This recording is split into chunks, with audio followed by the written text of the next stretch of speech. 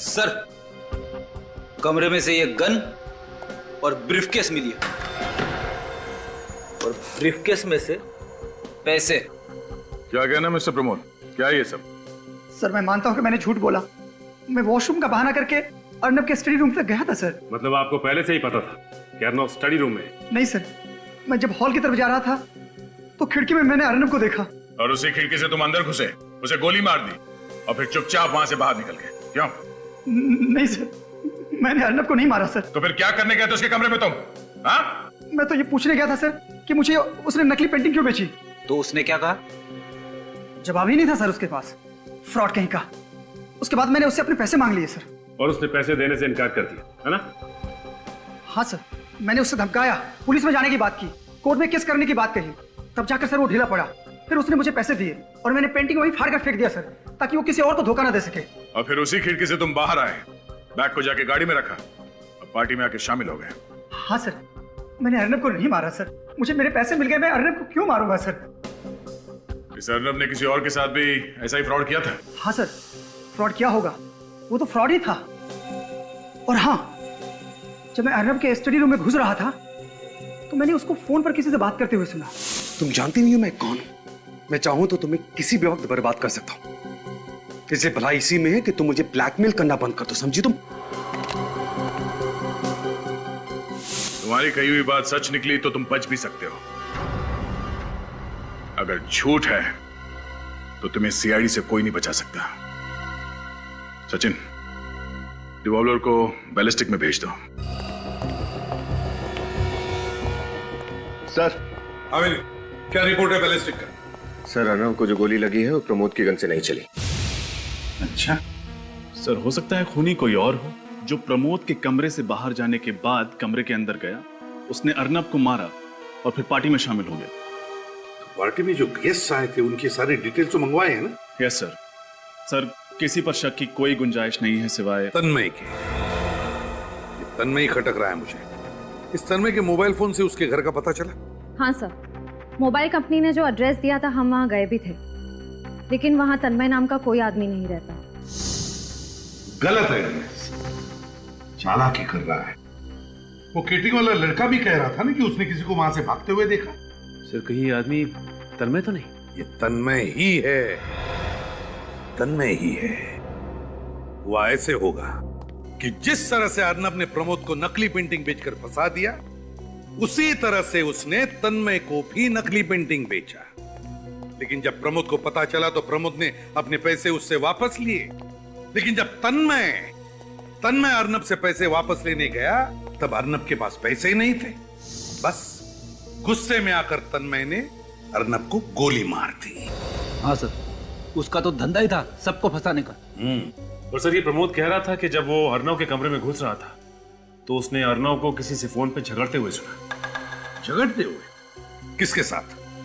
Sir, वो एक लड़की है, उसका नाम शीला है, उसका एड्रेस है हमारे पास। शीला? अच्छा, तो शीला से जाकर मिलो और उससे अच्छी तरह से पूछताछ करो, अच्छी तरह से। ये शीला ही हमें बताएगी कि ये तन्मय है कौन। शीला? शीला? शीला? शीला? सर,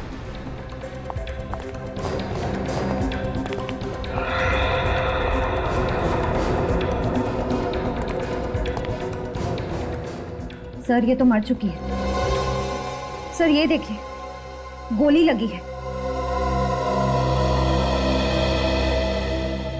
सर, एक बात समझ में नहीं आ रही है। ये शीला अर्नव को ब्लैकमेल कर रही थी। अब ना अर्नव रहा ना शीला, दोनों ही मर चुके। इसका मतलब कोई तो है जो अर्नब और शीला दोनों को अपने रास्ते से हटाना चाहता था।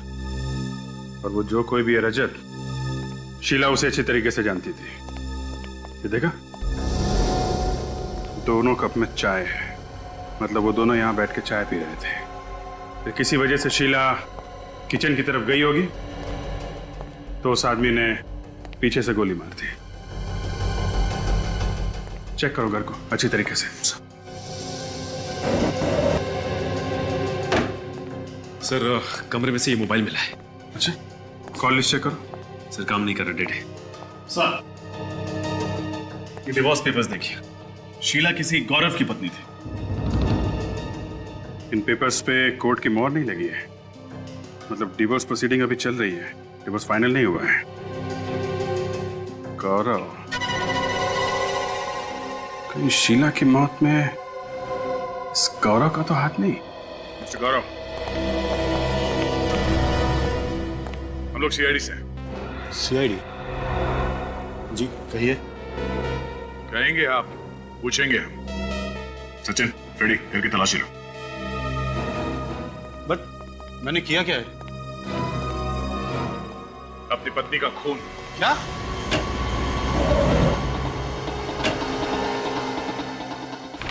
आपको लगता है कि शीला का खून मैंने किया है तो आप अपना समय बर्बाद कर रहे हैं। हमारा समय बर्बाद होने की चिंता आप मत कीजिए। आपकी जिंदगी बर्बाद ना हो जाए, आप उसकी चिंता कीजिए। हमारे बीच झगड़े होते रहते थे और छोटे बड़े झगड़े तो हमेशा मियां बीवी के बीच चलते रहते हैं। छोटे छोटे नहीं, बड़े बड़े झगड़े होते तो तुम दोनों के बीच में, तभी तो डिवोर्स लेने वाले थे। जी? क्या मैं डिवोर्स का कारण जान सकता हूं? उसका कारण ये है, ये देखिए सर।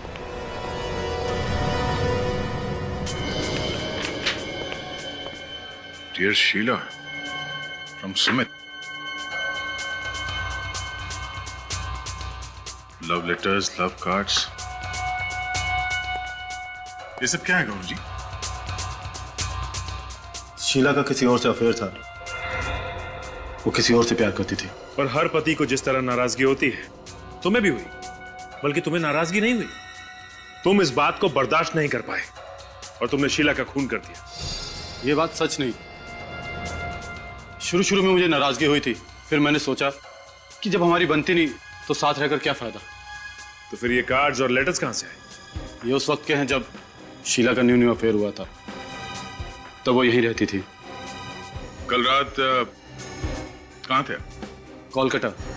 अभी 2 घंटे पहले की फ्लाइट से वापस आया हूँ।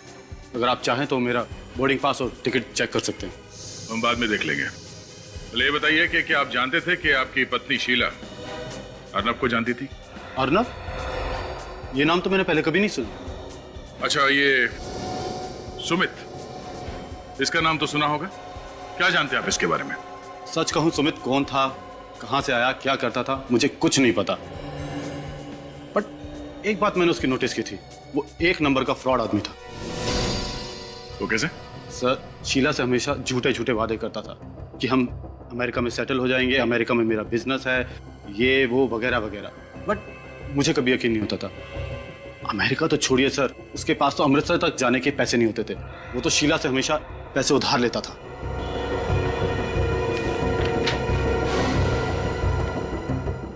सुमित सच बोल रहा है या फिर ये गौरव? ये तो सुमित से पूछताछ करने के बाद ही पता चलेगा।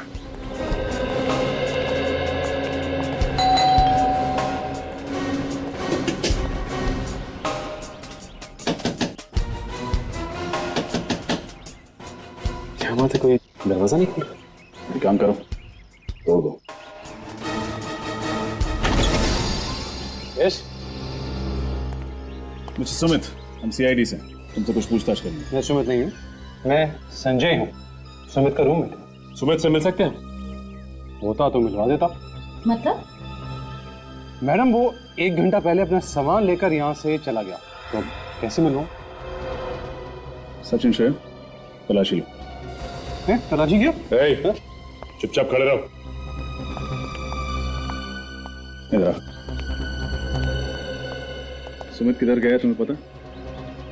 मैं सुमित का रूममेट हूँ, गार्डियन नहीं। मुझे बता के नहीं गया। उसने कभी शीला नाम की लड़की के बारे में तुम्हें बताया? उसका अफेयर चल रहा है शीला के साथ, बट एक्चुअली उसे शीला में इंटरेस्ट नहीं है, उसकी दौलत में इंटरेस्ट।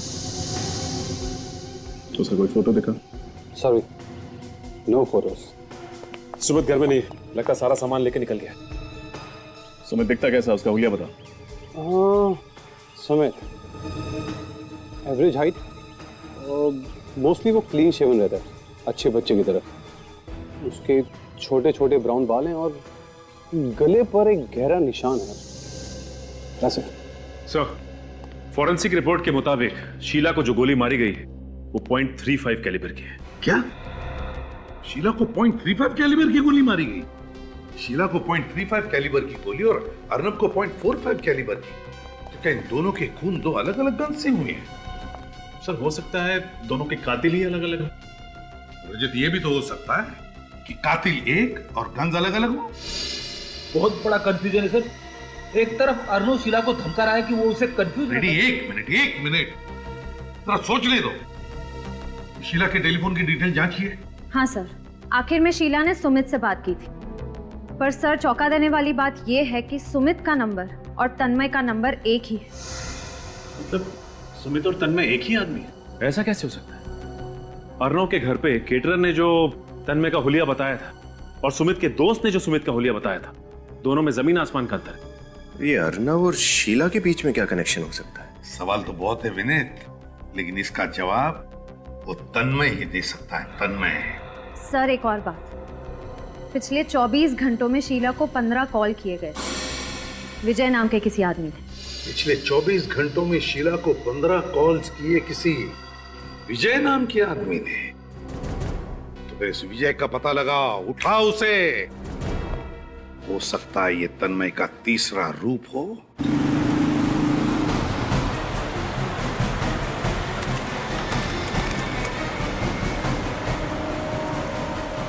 सर, ये विजय तो हाईवे की तरफ भाग रहा है। लगता है शहर से भागने की तैयारी में है। तो हम भी उधर ही चलते हैं। एक बार वो शहर से बाहर भाग गया तो उसे पकड़ पाना मुश्किल होगा। सर, मुझे लगता है कि ये विजय और तन्मय एक ही आदमी है और दूसरे फोन से ऑपरेट कर रहा है। एसीपी साहब भी यही कह रहे थे। ये आदमी भेस बदलने में माहिर है, अपना मर्डर वेपन, अपनी गन भी बदलते रहता है। तो एक फोन नंबर बदलना उसके लिए कौन सा मुश्किल काम है?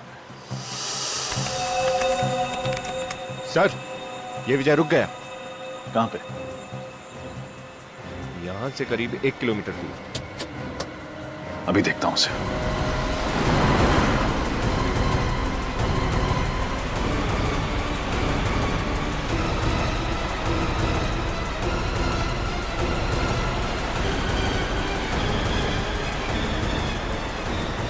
हो रही गाड़ी।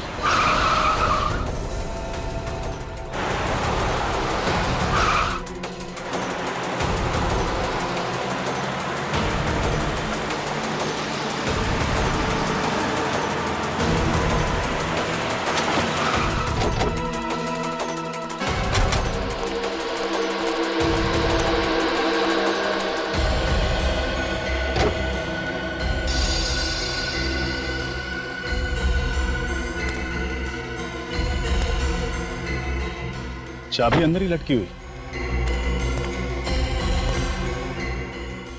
कोई आदमी नहीं।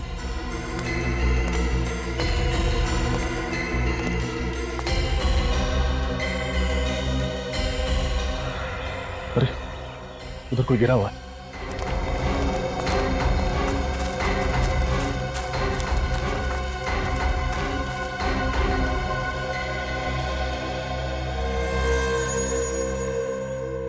तो गोली लगी है सर। तो अभी अभी किसी ने गोली मारी। सर तो जिंदा है। पहले इसको हॉस्पिटल पहुंचाते। कहीं ये विजय तो नहीं? जी।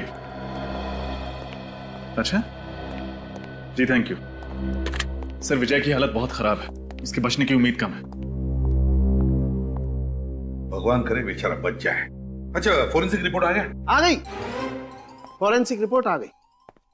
बॉस, ये है वो गोली जिससे विजय को मारा गया, .22 कैलिबर की। पहले .45, उसके बाद में .35 और अब .22 कैलिबर की गोली। मतलब इस आदमी के पास हर तरह के गन्स हैं। और वो अलग अलग मेकअप करके भी घूमता है सर। हर आदमी ऐसा मेकअप नहीं कर सकता जब तक उसे मेकअप के बारे में जानकारी ना हो। सर, हो सकता है कोई आर्टिस्ट हो, स्टेज पे काम करता हो, या फिर कोई मेकअप आर्टिस्ट। बॉस, मुझे एक बात और पता चली। तो इतनी देर से चुप क्यों बैठा सड़क के? अरे यार, थोड़ा नम्रता से काम लेना चाहिए। अगर कोई मदद करे तो। हमेशा घोड़े पर सवार रहना ठीक नहीं है। अच्छा, तू बता, जल्दी बता। चल, विजय के कपड़ों पर से मुझे एक बाल मिला है जो विजय का नहीं है। खूनी का होगा। डीएनए किया बाल का? नहीं। यार तो फिर फटाफट कर साउंड, क्या हमारे पास वक्त नहीं है, और हमारे रिकॉर्ड में भी मैच करके देखो। Okay okay. रजत, ये विजय और शीला, मुझे लगता है इन दोनों के बीच में कोई ना कोई कनेक्शन है, कोई ना कोई कनेक्शन है। इनके फोन रिकॉर्ड चेक किया? Yes sir. हाँ। लेकिन विजय और शीला के बीच में दूर दूर तक कोई कनेक्शन नहीं। सर। हाँ सर, विजय के बारे में काफी कुछ पता चल गया। क्या पता चला? वो विराज एसोसिएट्स में काम करता था और वहां के मालिक का नाम दीपक है। ब्राज एसोसिएट्स, मालिक का नाम दीपक।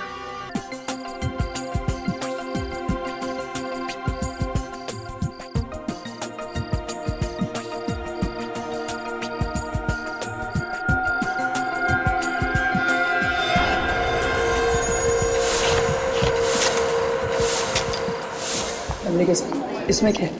Okay okay. अरे शर्मा जी, ये क्या? मेरे पिताजी कहते थे जिसका ग्लास खाली उसका जग खाली। अरे सुनो, सर को ड्रिंक सर्व करो। थैंक यू मासी जी, थैंक यू। Enjoy yourself. या और बताओ कैसे चल रहा है? Mansi, happy birthday. Thank you. अच्छा, ये बताओ मानसी, आज तुम कितने साल की होगी? देखो, मेरे पिताजी कहते थे कि औरत से उसकी उम्र और आदमी से उसकी नहीं खुशी जाती है। Enjoy yourself. अरे मानसी, अरे मैडम, केक काटना है या नहीं? कमाल के होस्ट हो तुम दोनों पति पत्नी। और ये अर्नव कहाँ है? एक्चुअली बस वो स्टडी रूम में कुछ अर्जेंट काम कर रहे हैं, उसे खत्म करते ही वो बस आते ही होंगे। Enjoy yourself.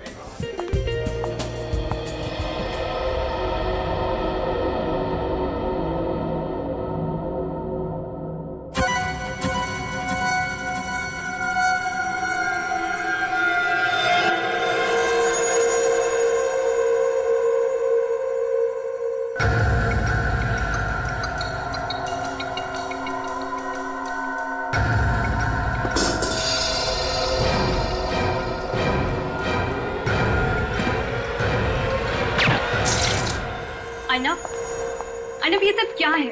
सारे गेस्ट आ चुके हैं, सब आपका वेट कर रहे हैं।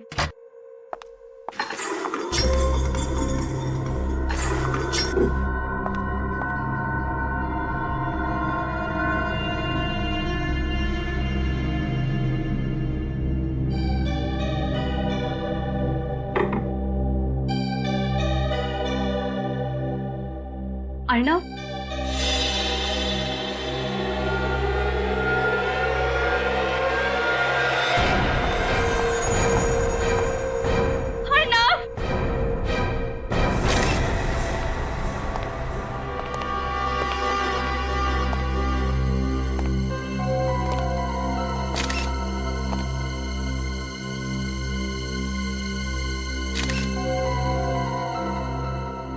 पलटाओ इसे। माय गॉड, अभिषेक बिल्कुल करीब से चेहरे पे गोली चलाई है। इसका चेहरा तो बिल्कुल बिगड़ गया है। सर, किसी ने भी गोली चलने की आवाज नहीं सुनी, साइलेंसर लगा के फायर किया गया है।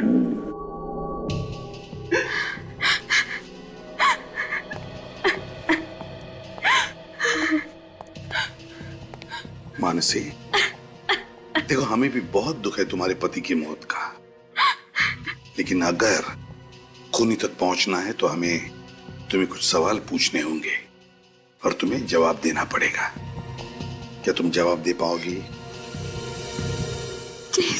अच्छा मानसी, बताओ, कौन कर सकता है ये? किसी पर शक है तुम्हें? नहीं सर, यहाँ तो सब अपने। अच्छा, क्या अर्नव की किसी के साथ कोई दुश्मनी थी? नहीं सर, उसकी किसी से कोई दुश्मनी नहीं थी। अच्छा, जब सब लोग हॉल में थे तो अर्नव यहाँ क्या कर रहे थे? वो मेरे साथ पार्टी में बाहर ही थे, पर अचानक उन्हें कुछ काम याद आ गया और वो यहाँ आ गए। क्या अर्नव इस कमरे में अकेले ही आया था या उसके साथ कोई और भी था, या फिर कोई अनु से पहले या अनु के बाद में कोई इस कमरे में आया था? कुछ मालूम है तुम्हें? वो तो अकेले ही आए थे, बस मैं उन्हें ढूंढते ढूंढते ही आ गई और मैंने अचानक देखा कि सर। हाँ हाँ फ्रेडी, ये देखिए सर, जूतों की निशान यहाँ भी है और यहाँ भी है। हाँ, मतलब खून इस खिड़की से अंदर आया है। हाँ यहीं से आया है, लेकिन अगर यहाँ से आया है तो फिर सिक्योरिटी गार्ड ने तो देखा होगा उसे। फ्रेडी, सिक्योरिटी गार्ड को लेकर आओ। Yes sir.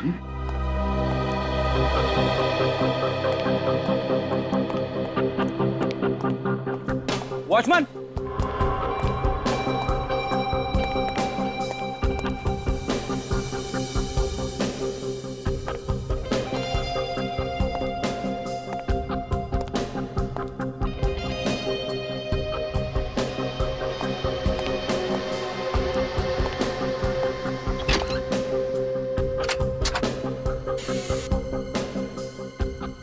सर,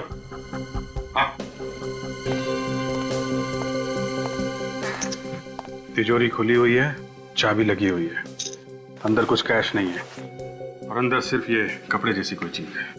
क्या है ये? अरे ये तो पेंटिंग है अभिजीत, ये देखो,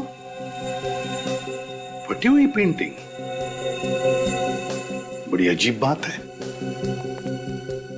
तिजोरी खाली और उसमें सिर्फ एक फटी हुई पेंटिंग। चक्कर क्या है? मन से एक बात बताओ, क्या तुम लोग अपनी तिजोरी में कुछ रखते नहीं थे क्या? नहीं सर, तिजोरी में तो हमेशा पैसे रहते हैं और चाबी भी अर्नव के पास रहती थी।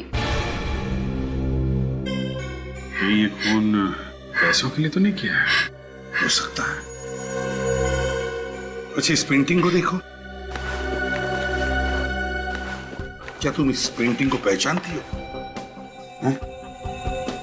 नहीं सर, पर इस तरह की पेंटिंग खरीदना और बेचना अर्नव का बिजनेस था। अर्नव का बिजनेस था पेंटिंग्स खरीदना और बेचना? तो फिर ये पेंटिंग फटी हुई क्यों है? इस बारे में तो मुझे कुछ नहीं पता सर। सर, ये मोबाइल बाहर पड़ा हुआ था। सर, ये फोन तो अर्नव का है। अर्नव का? देखो जरा। सलाम साहब। बताओ, क्या पार्टी में से किसी को भागते जाते हुए देखा? नहीं साहब, मैं तो सारा दिन गेट पे ही था। अच्छा, कोई दूसरा रास्ता यहाँ से बाहर जाने का? नहीं साहब, दूसरा तो कोई रास्ता नहीं यहाँ से बाहर जाने का। ठीक है, जाओ। अगर कोई दूसरा रास्ता नहीं है तो इसका मतलब है ये खूनी यहाँ से भागा नहीं है, बंगले के अंदर ही है, मेहमानों में घुल मिल गया है। बाहर जाओ और एक एक मेहमान की अच्छी तरह से तलाशी लो, देखो कुछ मिलता है क्या। सर, इस फोन से आखिरी कॉल किसी तन्मय को किया गया था, मगर उसका फोन बंद आ रहा है। तन्मय? यस सर, मोबाइल कंपनी वालों को बोल दिया डिटेल्स निकालने के लिए।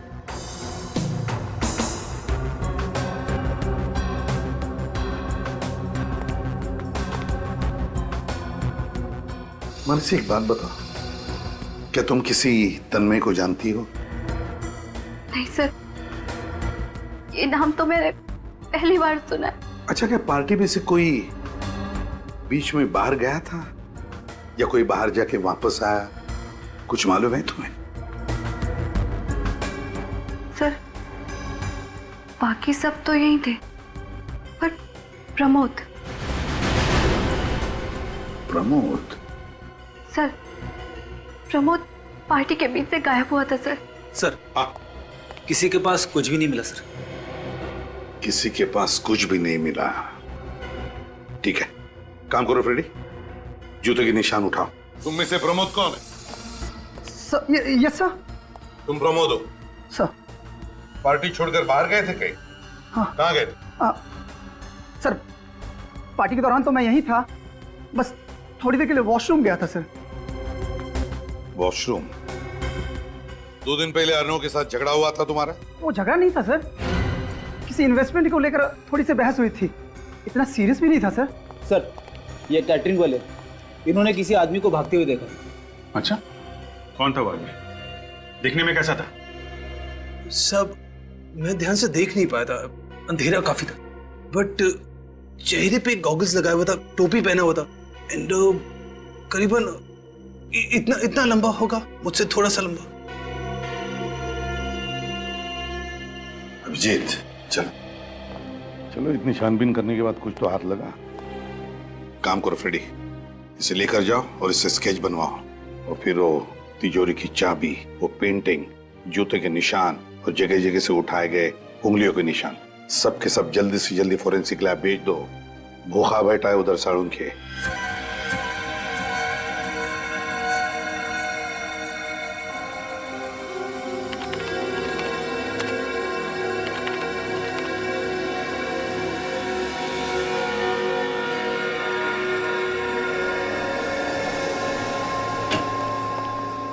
सबको एक दिन मिट्टी में मिलकर के ऊपर ही जाना है सालुक है, इसलिए मिट्टी चेक कर। ऊपर पापी लोगों को जगह नहीं है साड़ून के, तू यहीं पे बता दे।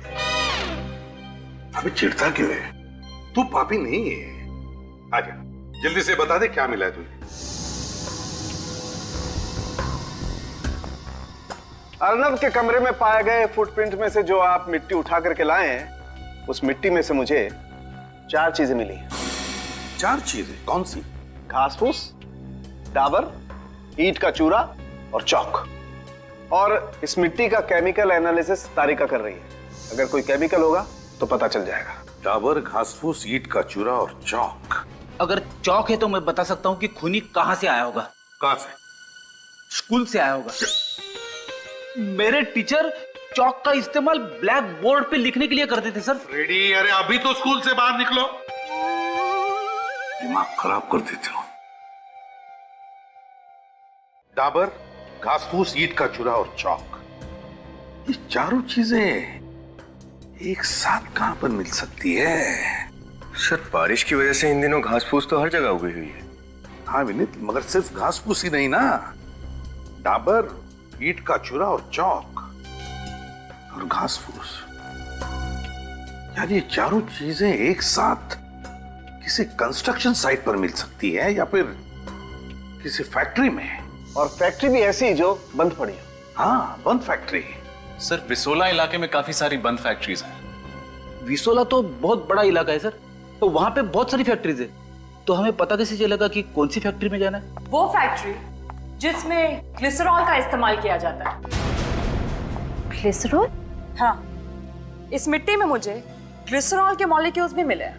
ग्लिसरॉल के मॉलिक्यूल? सालों का ग्लिसरॉल तो प्रिजर्वेटिव है, खाने पीने की चीजों में इस्तेमाल किया जाता है, जैसे कि वेफर चिप्स है, चॉकलेट्स है।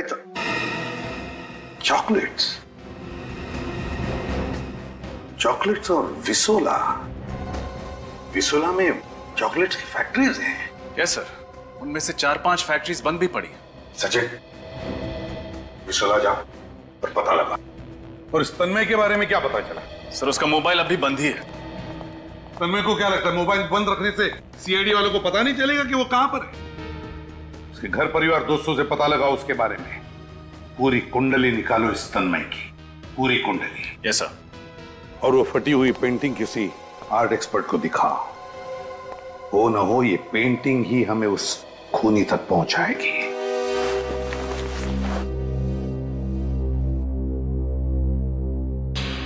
अरे, ये तो बड़ी मशहूर पेंटिंग है, रवि ने बनाई थी। नाम सुना है रवि का? सॉरी, नहीं। बहुत मशहूर पेंटर था वो, करीब करीब 30 साल पहले बनाई थी उसने। आपको कहां से मिली है? जिस आदमी का खून हुआ उसके घर पर मिली। अच्छा, ये बताओ कि आज की डेट में इस पेंटिंग की कीमत क्या होगी? आज की डेट में करीब करीब 50 लाख तो होगी ही होगी। 50 लाख? हाँ। किसका खून हुआ है? अर्नब नाम का एक आर्ट कलेक्टर था, उसी के घर से ये मिली। यही पेंटिंग्स वगैरह बेचने का बिजनेस था उसका। अरे, पेंटिंग बेचने खरीदने वाले को तो करीब करीब सबको ही मैं जानता हूं, लेकिन ये अर्नब नाम का तो कभी मैंने सुना ही नहीं। अच्छा, एक बात बताओ, जब इस तरह की इतनी महंगी पेंटिंग बेची या खरीदी जाती है तो सबको पता चल जाता होगा? हाँ, ऑफ कोर्स। तो आप बता सकते हैं कि आखिरी बार ये पेंटिंग किसने खरीदी थी? ये पेंटिंग मेरा ख्याल है कोई नरेंद्र नाम के आदमी को बेची थी। बहुत पैसे वाला है, लंदन में रहता है। तो फिर ये पेंटिंग यहाँ इंडिया में कैसे आई? यही तो मुझे भी ताज्जुब हो रहा है कि ये पेंटिंग इंडिया में, और वो भी अर्नब नाम के आदमी के घर में कैसे आई। हो सकता है अर्नब ने ये पेंटिंग चुरा ली हो। चुराने का कोई फायदा नहीं, ये पेंटिंग तो नकली है। हाँ, नकली पेंटिंग? हाँ। मतलब अर्नब नकली पेंटिंग्स बेचता था? हाँ सर, जरूर उसने किसी को ये नकली पेंटिंग बेची होगी और बदला लेने के चक्कर में उसने अर्नब का खून कर दिया। हाँ विनीत, सबसे पहले ये पता करना होगा कि अर्नब ने ये नकली पेंटिंग बेची किसको थी। सचिन, पिछले चॉकलेट फैक्ट्री का मालिक क्या नाम है उसका? Mister Raghav sir. सर ये राघव के बारे में हमने सब कुछ पता कर लिया, सारी जानकारी मिल गई है सर। सर ये राघव का कोई भी कनेक्शन नहीं है अर्नब से। इस एरिया में आखिरी चॉकलेट की फैक्ट्री है, देखिए यहाँ क्या पता चलता है। अरे हम लोग सीआईडी से। अजय इस फैक्ट्री का मालिक कौन है? साहब ये फैक्ट्री अब कहाँ रही, ये तो बंद हो गई है। फिर भी कोई तो मालिक होगा ना इस जगह का। हाँ साहब, वो गगन जी हैं। उस दिन पार्टी में गगन नाम का कोई भी मेहमान नहीं था। इस गगन के साथ कोई और पार्टनर है यहाँ? हाँ साहब है ना, वो प्रमोद सेठ हैं और कभी कभार आते भी हैं। ये प्रमोद था सर। अच्छा? हाँ सर, जब अर्नब की मौत हुई तब प्रमोद हॉल में नहीं था, गायब था। और कुछ दिनों पहले इस प्रमोद की अर्नब के साथ किसी बात को लेकर बहस हुई थी। इस प्रमोद से मिलना पड़ेगा। प्रमोद, सीआईडी आपसे मिलने आई है।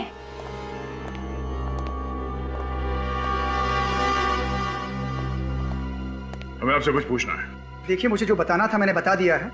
आप लोग बार बार मुझे परेशान क्यों कर रहे हैं? सीआईडी किसी को परेशान नहीं करती, परेशानी का हल निकालती है। जो कुछ आपसे पूछा जाए चुपचाप सीधे सीधे उसके जवाब दीजिए मिस्टर प्रमोद, समझे? पूछिए। रेडी? घर की तलाशी लो। ओके। 1 मिनट, मैंने आपसे कहा हमारे काम में दखल अंदाजी मत कीजिए, वरना आप वाकई परेशानी में पड़ सकते हैं। वैसे प्रमोद जी, आप कह रहे थे कि आप पहले वॉशरूम में गए, उसके बाद वहां से चलकर हॉल में आए जहां पे पार्टी चल रही थी। मतलब आप स्टडी रूम में गए नहीं, है ना?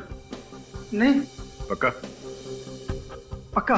तो फिर आपके फुटप्रिंट्स स्टडी रूम में कैसे पाए गए? फुटप्रिंट्स? हाँ, फुटप्रिंट्स, पैरों के निशान स्टडी रूम में कैसे? What? गोली मार दी? वो मर गया? मरा नहीं है, जिंदा है, हॉस्पिटल में है। मुझे मालूम है ये सब कौन कर सकता है। कौन? तन्मय। तन्मय? ये तन्मय आपके यहाँ काम करता है ना? हमारे यहाँ कहां सा, भाग गया यहाँ से। मेरा पार्टनर हुआ करता था, मुझसे चीटिंग करके मेरे ही पैसे खा गया। तन्मय ने पैसे आपके खाए, ये विजय कहां से बीच में आ गया? उसकी क्या दुश्मनी थी तन्मय से? सर, मैंने विजय को तन्मय के पीछे लगाया था पैसों की वसूली करने के लिए। अच्छा ये बताइए, विजय शीला को कैसे जानता था? सर, इसी बीच उसने अपना नाम बदलकर तन्मय से सुमित कर लिया और विजय को पता चल गया कि शीला से उसका अफेयर चल रहा है। बस तब से उसे जानता होगा। सर सच सच बताइए दीपक जी, बात क्या है? सर, विजय ने शीला को फोन करके बताया कि ये सुमित नहीं, असल में तन्मय है। तन्मय दिखता कैसा है? मैं आपको उसका फोटो दिखाता हूँ सर। ये रहा सर। ये तन्मय है। एसीपी सर को फौरन इन्फॉर्म करना पड़ेगा। तन्मय की फोटो तो हमारे हाथ लगी, लेकिन उसके बारे में और कोई जानकारी मिली? नहीं सर, अब तक कोई जानकारी नहीं। सर, हाँ, ये देखिए उस बहरूपी तन्मय का एक और रूप। सर ये तो सुमित के रूममेट संजय की तरह दिख रहा है। एक मिनट, ये कोई सुमित का रूममेट संजय नहीं, ये तन्मय है, तन्मय। नहीं तो काम करो, इसका स्किन कलर थोड़ा डार्क करो।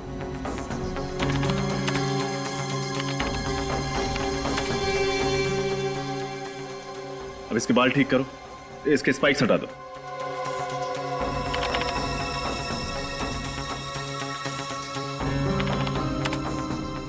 हाँ, इसकी आईब्रोज थोड़ी मोटी। अब इसको एक मूंछ दे दो। ये देखिए सर, अब ये हूबहू अर्नब की पार्टी की केटरिंग वाला लग रहा। हाँ, तो इसका मतलब जब पार्टी में मर्डर हुआ उस वक्त तन्मय पार्टी में मौजूद था। हाँ, पार्टी में ही था। केटरिंग वाला बनकर उसने हमें तब भी गुमराह किया, ये कहकर कि उसने किसी को भागते हुए देखा है। सर, शीला को मारने की तन्मय के पास ठोस वजह थी, लेकिन उसने अर्नब को क्यों मारा ये समझ में नहीं आ रहा। क्या वजह हो सकती है? विनीत, जरा अर्नब की फोटो निकालो, दिखाओ जरा। अब तन्मय की फोटो उसके बाजू में ही लगाओ। अब सब लोग ध्यान से देखो इन दोनों फोटो को, देखो क्या दिखता है। ये क्या सर, तन्मय अर्नब की तरह दिख रहा है। एग्जैक्टली फ्रेडी, दिख नहीं रहा है बल्कि एक ही है वो, एक ही अर्नब। मतलब अर्नब ने खुद को ही मार दिया? नहीं फ्रेडी, अर्नब ने खुद को नहीं मारा है। जरा सोचो, विजय के कपड़ों पर से जो बाल मिला उसकी डीएनए रिपोर्ट और अर्नब की डीएनए रिपोर्ट काफी मिलती जुलती है। इसका एक ही मतलब है कि विजय का खून अर्नब के किसी रिश्तेदार में से ही किसी ने किया है। रजत, एक काम करो, इस ब्रज एसोसिएट्स के मालिक दीपक को फोन करो और उससे पूछो कि क्या तन्मय के किसी रिश्तेदार को जानता है क्या, या उसके बारे में कुछ जानता है क्या। Yes sir. अब समझ में आया उस आदमी के चेहरे पर इतने करीब से गोली क्यों मारी, उसका चेहरा तहस नहस क्यों किया। वो इसलिए कि कोई उसे पहचान न सके। सर, हाँ, दीपक का कहना है कि तन्मय का एक चचेरा भाई है राहुल, जो बिल्कुल उसकी तरह दिखता है, वही कद, वही नाक नक्शा। ओह, अब आया सारा खेल समझ में। राहुल तन्मय की तरह ही दिखता है, तो तन्मय ने राहुल को अर्नब बना दिया और उसे मार डाला ताकि लोगों को लगे कि अर्नब मर गया है, और अब खुद तन्मय राहुल बनकर आजाद घूम रहा है। अच्छा, ये दीपक राहुल का पता जानता है? यस सर, वो राहुल का पता जानता है, क्योंकि 1 साल पहले राहुल उसी की ऑफिस में नौकरी करता था। बस, फिर देर किस बात की, उठाओ इस अर्नब उर्फ तन्मय को और पहना दो हथकड़ियां।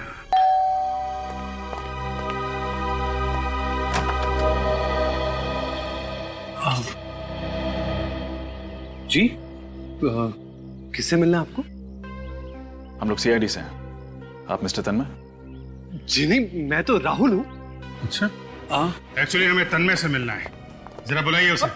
तन्मय यहाँ नहीं है, मैं अकेला रहता हूँ यहाँ पर। देखिए, हमें पक्की इंफॉर्मेशन मिली है, इस वक्त तन्मय यहीं पे है। आपको मेरी बात पे यकीन नहीं है ना? आप घर की तलाशी ले सकते हैं। अच्छा, कह रहे हैं तो तलाशी ले लो, इंफॉर्मेशन तो यही है हमारे पास। लेकिन तन्मय ने किया क्या? दरअसल उसने 2 लोगों का खून और एक आदमी पर जानलेवा हमला किया। अरे अरे, घर का चप्पा चप्पा छान मारा। लेकिन तन्मय नहीं मिला। नहीं सर, कहीं नहीं मिला। माफ कीजिएगा, शायद इंफॉर्मेशन गलत थी, आपको परेशान किया, वेरी सॉरी। ओके, चलो भाई।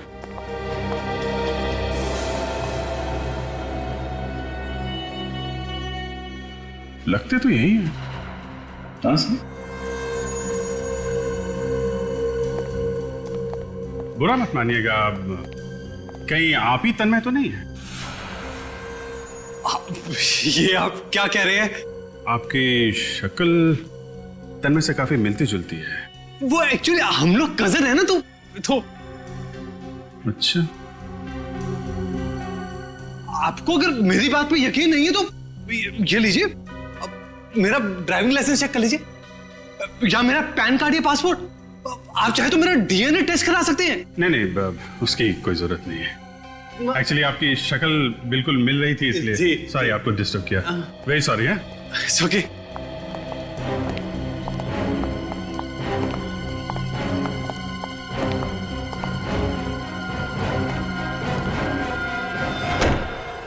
हमें पक्की खबर मिली है कि तन्मय यहीं पर ही है। ढूंढते रह जाओगे सबके सब, क्योंकि राहुल को तो मैं मार चुका हूं, और सारे documents, driving licence, PAN card, passport, hospital details अब मेरे हो चुके हैं। तन्मय अभी एग्जिस्ट ही नहीं करता, इसलिए मेरे खिलाफ कोई सबूत ही नहीं है। और कोई मेरा कुछ भी नहीं बिगाड़ सकता।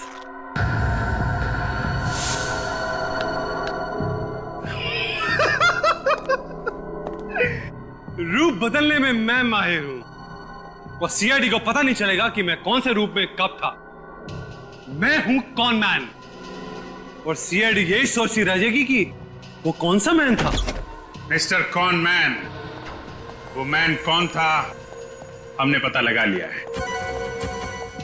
तन्मय जी उर्फ अर्नब उर्फ राहुल उर्फ संजय उर्फ सुमित उर्फ कैटरिंग वाले।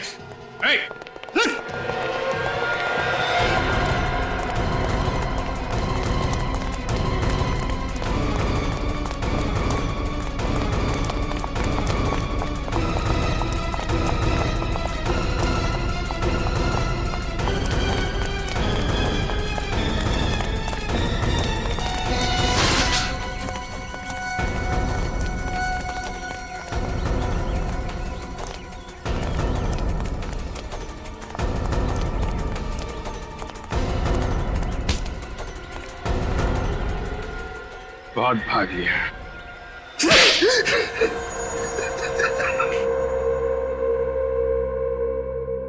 तन्मय से अर्नब क्यों बने तुम? दौलत के लिए, मेरे मानसी की करोड़ों की दौलत के लिए अर्नब बनकर उससे शादी की। और सुमित सुमित क्यों बने तुम? मैं सुमित बनकर शीला की जिंदगी में आया, उसे प्यार का झूठा नाटक किया क्योंकि मैं जानता था कि उससे डिवोर्स के बाद अपने पति से ढेर सारी दौलत मिलने वाली है। लेकिन जब तुम्हारे एक्स बिजनेस पार्टनर मिस्टर दीपक ने तुम्हारी पोल खोलने के लिए विजय को तुम्हारे पीछे लगाया, तब तुम्हें खतरा महसूस हुआ।